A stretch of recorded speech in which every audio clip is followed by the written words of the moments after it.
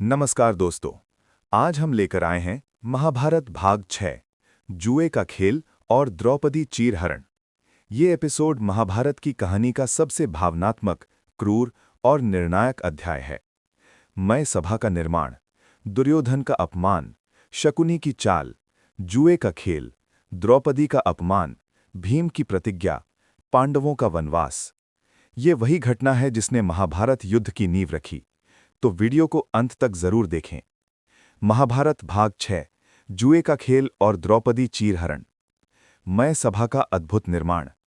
Khandava one दहन के बाद असुर मय ने पांडवों के उपकार का बदला चुकाने के लिए उनके लिए एक अद्भुत सभा का निर्माण किया।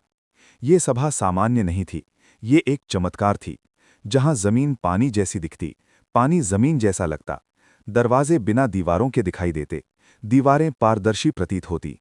इंद्रप्रस्थ अब स्वर्ग से भी अधिक भव्य बन चुका था। युधिष्ठिर के शासन में प्रजा सुखी थी, राज्य समृद्ध था और पांडवों की कीर्ति चारों दिशाओं में फैल चुकी थी। राजसूय यज्ञ और पांडवों का वैभव। युधिष्ठिर ने राजसूय यज्ञ करने का निर्णय लिया। सभी दिशाओं में पांडवों ने विजय प्राप्त की। भीम ने पूर्व दिशा, अर्जुन ने उत्तर, नकुल ने पश्चिम और सहदेव ने दक्षिण को जीत लिया। सभी राजाओं ने युधिष्ठिर की अधीनता स्वीकार कर ली। राजसूय यज्ञ में संपूर्ण आर्यावर्त के राजा उपस्थित थे। पांडवों का वैभव देखकर दुर्योधन के हृदय में ईर्ष्या की आग जलने लगी। मय सभा में दुर्योधन का अपमान। जब दुर्योधन मय सभा देखने आया तो वो उसकी मायावी रचना को समझ नहीं पाया। वो पानी को जमीन समझ बैठा और जमीन को पानी। सभा में उपस्थित सभी लोग हंस पड़े। द्रौपदी की मुस्कान दुर्योधन के अहंकार को चीर गई। उसका हृदय अपमान और क्रोध से भर उठा। उसने उसी क्षण पांडवों को नष्ट करने की प्रतिज्ञा कर ली। शकुनी की कुटिल योजना। दुर्योधन अपने मामा शकुनी के पास गया। शकुनी कपट और जुए का महान खिलाड़ी था। उसने कहा, बल से नहीं, बुद्धि से युद्ध करो।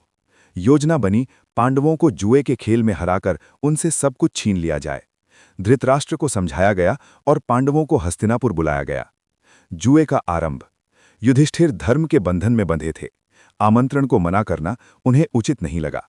सभा सजी, राजा बैठे, कौरव मुस्कुरा रहे थे और खेल शुरू हुआ। शकुनी दुर्योधन की ओर से खेल रहा था। उसके पास जादुई पासे थे। सब कुछ हार जाना। एक एक करके युधिष्ठिर ने सब कुछ हार दिया। सोना, रत्न, सेना, राज्य, भाई, स्वयं को। सभा स्तब्ध थी, लेकिन अभी सबसे बड़ा अनर्थ बाकी था, द्रौपदी को दांव पर लगाना। शकुनी ने पूछा, क्या अभी कुछ बचा है? युधिष्ठिर ने द्रौपदी को दांव पर लगा दिया और वो भी हार गए। ये सुनकर सभा में सन्नाटा छा गया। द्रौपदी का अपमान। दुर्योधन ने आदेश दिया, द्रौपदी को सभा में लाओ। दुशासन उसे बाल पकड़कर घसीटता हुआ लाया। द्रौपदी ने पूछा, जिसने स्वयं को हार दिया, क्या वो मुझे दांव पर लगा सकता है? कोई उत्तर नहीं मिला। धर्म उस दिन मौन हो गया था। चीरहरण का प्रयास।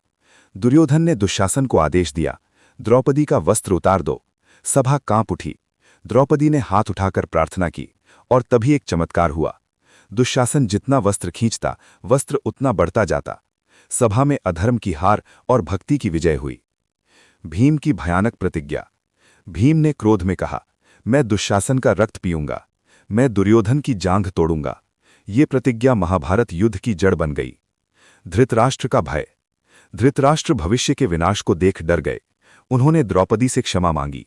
पांडवों को सब कुछ वापस मिल गया। लेकिन दुर्योधन ने फिर जुए की चुनौती दी। वनवास का निर्णय। इस बार शर्त थी 12 वर्ष वनवास, 1 वर्ष अज्ञातवास। पांडव फिर हार गए। अब राजा से वनवासी बनने की यात्रा शुरू हुई। जिस दिन धर्म का अपमान हुआ, उसी दिन युद्ध तय हो गया। जिस दिन स्त्री की लाज लूटी गई, उसी दिन विनाश लिखा गया। और जिस दिन भीम ने प्रतिज्ञा ली, उसी दिन महाभारत का युद्ध जन्म ले चुका था। दोस्तों, अगर आपको ये महाभारत भाग 6 पसंद आया तो वीडियो को लाइक, शेयर, सब्सक्राइब जरूर करें।